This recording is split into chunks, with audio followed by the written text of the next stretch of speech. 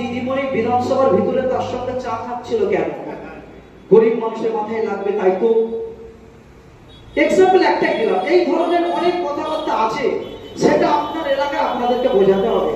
মানুষ সাথে কাছে আছে। বর্তমান সময়ে আইএসএফ কেন করবেন, কি জন্য করবেন সেটা বলে দিয়েছে। ক্ষতিটা কার হচ্ছে? সাংগঠনিক সভা থেকে কয়েকটা কথা আপনারা বুথে বুথে গিয়ে, প্রথম কথা বুথের কমিটি তৈরি করুন, মেম্বারশিপ তৈরি করুন। আপনি একা আছেন, আপনাকে যে কোনো মুহূর্তে সমস্যায় ফেলতে পারে, আপনার প্রতি চাপ সৃষ্টি করতে পারে। আপনার সঙ্গে যখন 7 জন 8 জন 10 জন থাকবে, তখন কিন্তু আপনাকে কিছু বলতে পারবে না। কি বললাম? পারবে না। মাস্টার মশাই আপনার কি চাপ হয়নি? হয়নি? হয়েছে।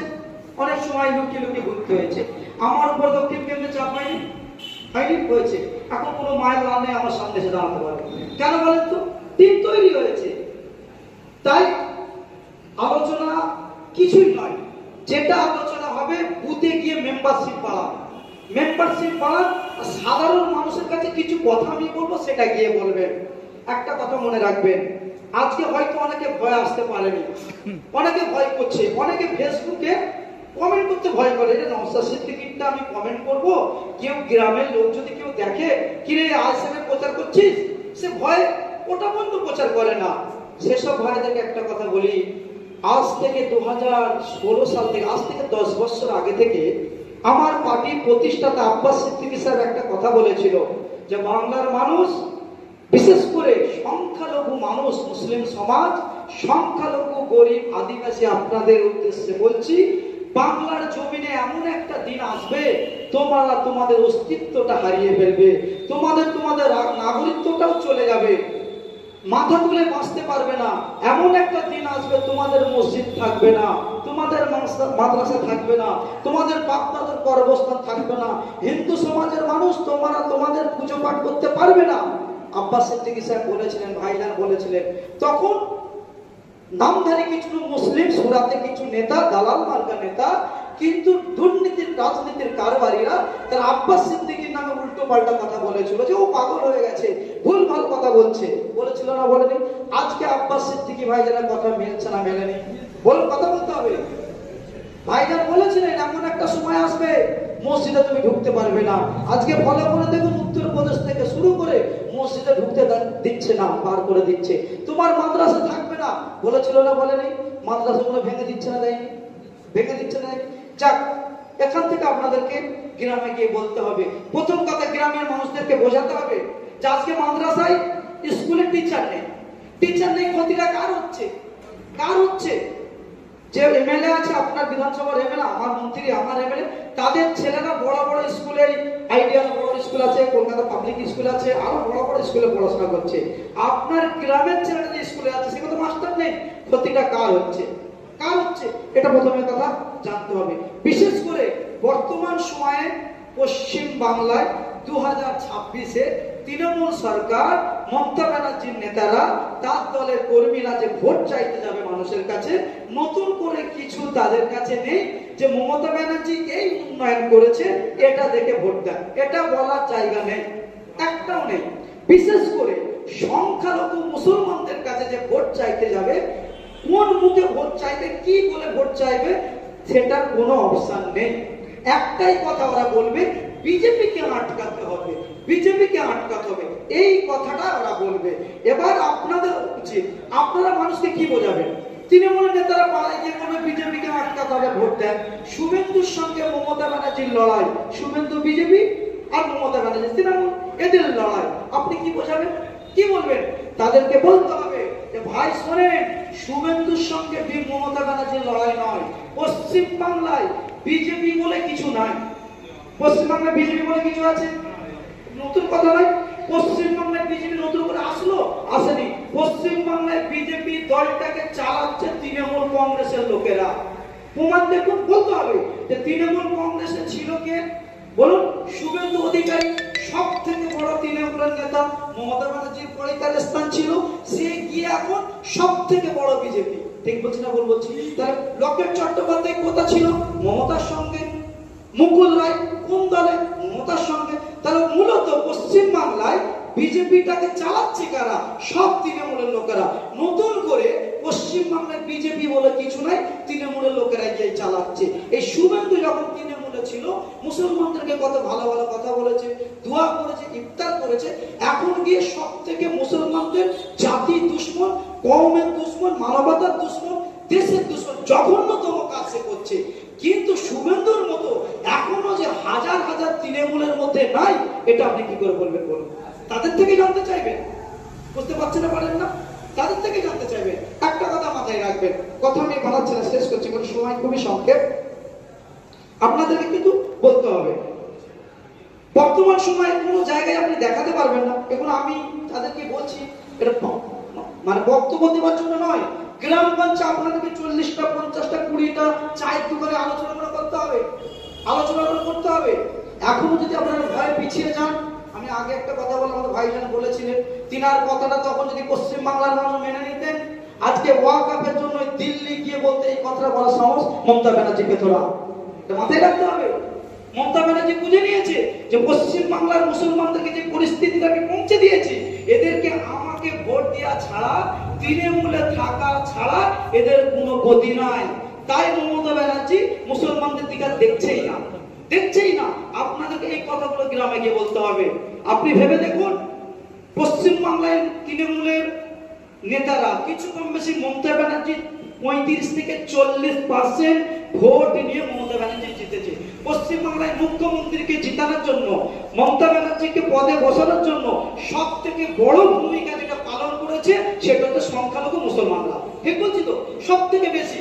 আপনি আপনার পাড়ায় জানতে চাইবেন, আমরা যে সব থেকে বড় ভূমিকা পালন করলাম, মারামারি, খুন খারাপি করলাম, আমাদের জন্য স্পেশাল করে মমতা ব্যানার্জি একটা প্রকল্প তৈরি করেছে, নামটা বলুন। একটা প্রকল্প করেনি, প্রত্যেকের জন্য আলাদা আলাদা প্রকল্প তৈরি করেছে। জগন্নাথ মন্দির তৈরি করেছে হিন্দু ভাইদের জন্য, পুজোয় অনুদান দিচ্ছে হিন্দু ভাইদের জন্য, একদিন পুজোর জন্য 8 দিন 10 দিন ছুটি, সব দিকে চলে যাচ্ছে। ছট পুজোর জন্য ছুটি, সব দিকের জন্য সবকিছু হচ্ছে। আর মুসলমানদের ছেলেদের জন্য কি দিচ্ছে? ওয়াকফ সম্পত্তির জন্য আন্দোলন করছে, মিথ্যা কেস দিয়ে তাদেরকে জেলে ভরে দিচ্ছে। এগুলো আপনাদেরকে বলতে হবে। আপনি একটা জিনিস শুনলে অবাক হয়ে যাবে, এই আমার শেষ কথা। তৃণমূলের সঙ্গে বিজেপির লড়াই কোনোভাবেই নয়।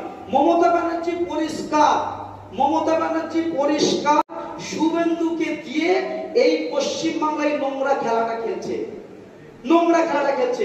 যদি না নোংরা খেলা খেলতো, ভাবলে অবাক হবে। এই কথাটা নোট করুন। শুভেন্দু অধিকারী সর্বসময় বলছেন মুসলমানদেরকে ঘাড়ে লাথি মেরে বার করে দেবো, মেরে তাড়িয়ে দেবো, জিহাদি, এমন জঘন্য জঘন্য কথা বলছে।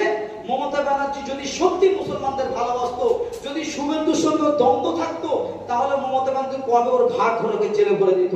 জেলে দিয়েছে মনে হয়। আমি এই মুহূর্তে আমার পার্টির অফিস সেক্রেটারি নাসির স্যার, পার্টির চেয়ারম্যান নওশাদ ভাইজান, আমি যখন যদি দেখা যায় যদি নোংরা নোংরা কথা বলছি, সংবিধান বিরোধী কাজ করছি, সঙ্গে সঙ্গে আমার পার্টির চেয়ারম্যান যদি আমাকে সাপোর্ট করে, আমার বিরুদ্ধে কোনো অ্যাকশন নেয়, তাহলে আপনার কি ভাববেন? নিশ্চয়ই পার্টিকে সাপোর্ট করছে। ঠিক মমতা ব্যানার্জি যদি মনে হতো যে শুভেন্দু ভুল কাজ করছে, ওকে অ্যারেস্ট করে দেওয়া দরকার। অ্যারেস্ট করেনি কেন?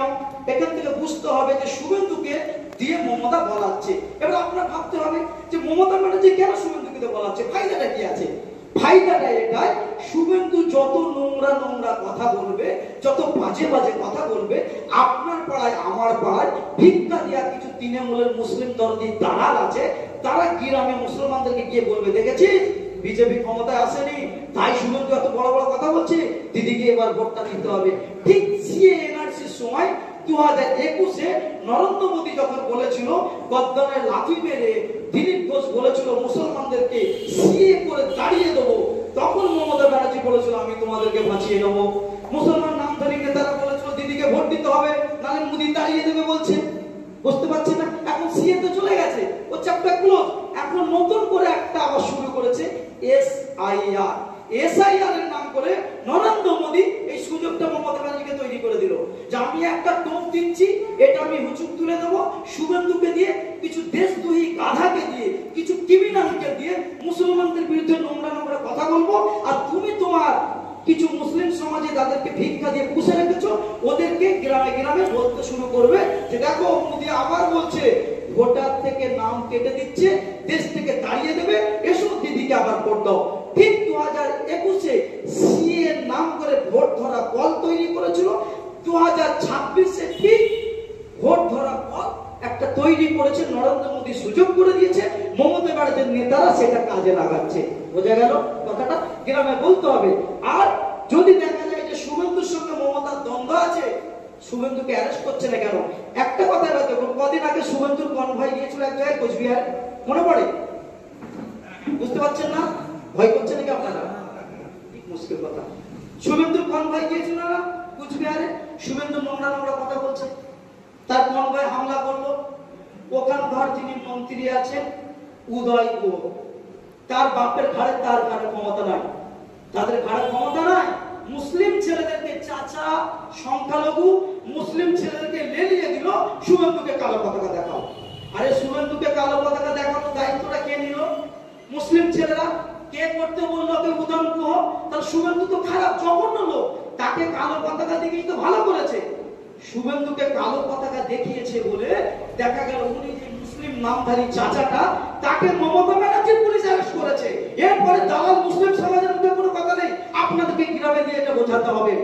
মুসলমানদের বিরুদ্ধে বলছে তো শুভেন্দু মমতার দুশমন, তাহলে শুভেন্দুকে কালো পতাকা দেখালো, সেই মুসলমান চাচাটাকে কেন অ্যারেস্ট করা হলো? আর কদিন আগে দেখলাম আরএসএস এর ছেলেরা চাঁদা দেয়নি বলে মুসলিম ছেলেকে মারধর করেছে, মমতা ব্যানার্জির পুলিশ কিন্তু তাদেরকে অ্যারেস্ট করেনি, শুভেন্দুকে কালো পতাকা দেখিয়েছে, মুসলমানকে দিয়ে মমতা ব্যানার্জি দিয়ে করিয়েছে, তারপরে মুসলিম ছেলেটাকে অ্যারেস্ট করিয়েছে। এই কথাগুলো মানুষের কাছে আপনাদেরকে তুলে ধরতে হবে। আর লুকন চাপাল করার কিছু নেই।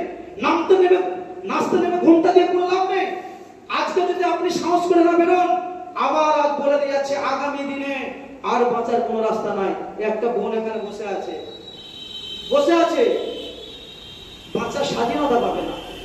আপনারা যুবক ছেলে, আপনারা ইয়ং, আপনারা যদি এখনো লুকিয়ে থাকেন, এখনো যদি চুপ করে বসে থাকেন, সাহস করে কথা বলতে না সাহস পান, আর কবে বলবেন? সব তো শেষ। আগামী দিন আপনার বাপ দাদার কর্মস্থান এই রাজ্যে হবে না, আপনার মসজিদটা থাকবে না, আপনি কবে বুঝবেন? আপনার পাড়ার নেতাগুলোকে যে বোঝাবে, মায়েদেরকে বোঝাবেন, মা লক্ষ্মীর ভান্ডার নিচ্ছেন না, 1000 টাকা তো লক্ষ্মীর ভান্ডার নিচ্ছেন, চালের দামটা কোথায় গেছে জানেন? গমের দামটা কোথায় গেছে জানেন? তেলের দামটা কোথায় গেছে জানেন? বলবেন যে মা আপনার কাছে লক্ষ্মীর ভান্ডারটা বড়, আপনার দাদা আপনার 14 পুরুষের কর্মস্থানটা বড় নয়, তাদেরকে জানতে চাইবেন। আমি আর কথা বাড়াচ্ছি না, আমি এখানে কথা বলা শেষ করে দিচ্ছি। শেষ একটাই কথা, মুসলমান, দলিত, আদিবাসী আমার দল কোনো দল মত জাতের জন্য নয়, মানুষের জন্য আমরা রাজনীতি করতে এসেছি। মানুষের হয়ে আপনার কথা বলবেন। যখনই মানুষ বিপদে পড়ে যাবে, যে যেই ধর্মের হোক না কেন, তার পাশে গিয়ে ঐক্যবদ্ধ হয়ে আপনারা একত্রিত হবেন। সব থেকে বড় কথা, সাংগঠনিক কথা একটা বলে দিয়ে যায়। এখানে আমি এতগুলো মানুষ দেখছি, শ্যামপুর বিধানসভা, এতগুলো মানুষ, এখন কামাল একা নয়, কামাল উদ্দিন একা নয়। আর কেসের কথা বলছে, কেসের কথা, বর্তমান সরকারে কে আছে বলুন, বলুন তাড়াতাড়ি বলুন, সরকারে কে আছে? মমতা ব্যানার্জি পুলিশ কার? বলুন, মমতা ব্যানার্জি নেতা কার? আইসি গুলো কার? বিডিও গুলো কার? টোটাল পশ্চিম বাংলার এ টু জেড সব মমতা ব্যানার্জি। ওদের সব থাকার পরেও আপনি আমাকে হিসাব করে বলে দেন, আইএসএফ এর কত ছেলে জেলে আছে আর তৃণমূল করে এই দলের কটা ছেলে জেলে আছে, হিসাব করে দেখবো। একটা নওশাদ সিদ্দিকী থাকার পরেও যদি এই অবস্থা হয়, 4-5টা নওশাদ সিদ্দিকী হলে কি হবে? পাড়ার লোকেরা আবার বলবে জেলে পুরে দেবো, তোদেরকে কেস দেবো, তাদেরকে বলবে তোর দিদি এক নওশাদ সিদ্দিকীকে নিয়ে যা পেরেশানে আছে, আগে ওকে সামলা, তারপর আমাদেরকে সামলাবে। মাথায় রাখবেন। আর কেসের জন্য কেউ ভয় পাবেন না। কি হয়েছে? আমাদের লয়ার রেডি করা আছে, উকিল রেডি করা আছে। আপনারা কেসের জন্য অনেকে ছেলে ভাবে মারপিট করে জেলে আছেন, আছে না নাই? কিচ্ছু করেননি আপনি, কিচ্ছু করেন। এই শামপুরে যে দেখাটা হলো, কটা ছেলে জেল কেটেছে, কজন ছিল আসামি? কজন ছিল বলুন? 75। কজন? আমার নামও ছিল, জানেন তো? যাক, কজন ছিল? মিথ্যা কেসে জেল কেটেছে তো, তাহলে এখন কে থাকে? এরা মিথ্যা কেস হতে পারবে? যদি একবার রুখে দাঁড়ান, একবার যদি ঘুরে দাঁড়ান, ঘুরে দাঁড়াতে হবে ভাই। আর সব থেকে প্রথম কথা, শেষ কথা, ইউনিটি হতে হবে। আজকে কামাল উদ্দিন ধরে একটা প্রয়োজনে ডাকলো, ভাই একবার চলে আসে রাখতে, একটা কর্মীর বিপদ হয়েছে, শুধুমাত্র কোনো দুষ্কৃতী হামলা করছে। মার খেতে সব সময় আমার দেশ এই অনুমতি দেয়, সবসময় তুমি মার খাও। প্রকাশ্য ক্যামেরার সামনে বলে দিচ্ছি, আমার সংবিধান বলে দিয়েছে জান বাঁচানোর জন্য তুমি তোমার মতন করে লড়াই করতে পারো। খালি মার খেতেই থাকবেন, ওভাবে রাজনীতি হয় না। রাজনীতিতে সৌজন্যতার রাজনীতি, কিন্তু ডিফেন্স তো করা যায়।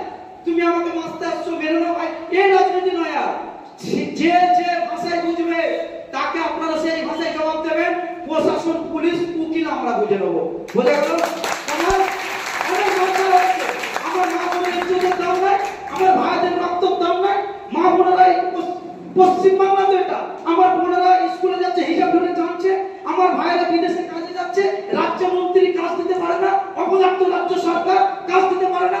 আমার ভাইরা উত্তরপ্রদেশে যাচ্ছে, দেখে দেখে বাঙালি হিসাবে মারছে, সব থেকে বেশি আমার মুসলিম ছেলেগুলো মারছে। আমার ভাইয়ের রক্তের দাম নাই, আমার বোনের ইজ্জতের দাম নাই। আর কতদিন সহ্য করবেন? অনেক হয়েছে, রেখে দিকে যান। এই দেশ আমার, আমার বাপের দেশ, আমাদের বাপের দেশ।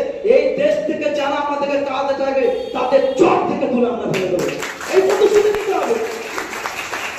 আমরা যাকে অনুসরণ করি তিনি স্বাধীনতা সংগ্রামী বংশের আওলাদ। আমার দাদা হুজুর বিনয় বাদল দীনেশ, আমাদের উত্তরসূরিরা দেশ থেকে তাড়িয়েছিল ইংরেজদেরকে।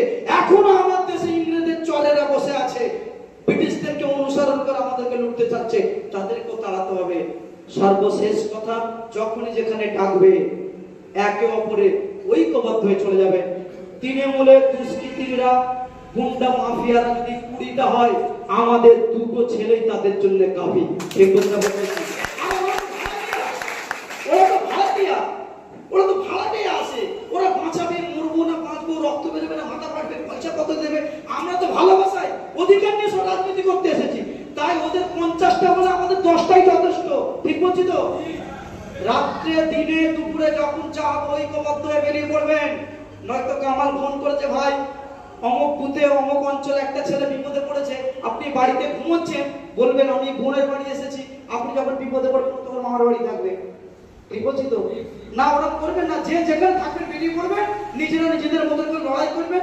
আমরা আপনাদেরকে পুলিশ, প্রশাসন, আইন সেন্টার দেবো, আপনারা মাঠে ময়দানে লড়াইটা করে নেবেন, বাকিটা আমরা বুঝতে পারবো। কথা বলে সংগ্রাম অভিযান জানি আমি আমার বক্তব্য শেষ করছি। ভালো থাকবেন, মিলেমিশে থাকবেন, ভয় করার কিছু নেই। আমার নেতা নওশাদ সিদ্দিকী, আমাদের নেতা আব্বাস সিদ্দিকী অন্যায়ের সঙ্গে কোনোভাবে আপোষ করি না। আর যে অন্যায় করবে সংবিধান মেনে যে যে ভাষায় বসে তাকে আমরা সেই ভাষায় উত্তর দিয়ে দেবো। ভালো থাকবেন। নওশাদ সিদ্দিকী জিন্দাবাদ, আইএসএফ জিন্দাবাদ। আমাদের সকলের ভাতৃত্বের ভারত, আমাদের সকলের ঐক্য জিন্দাবাদ।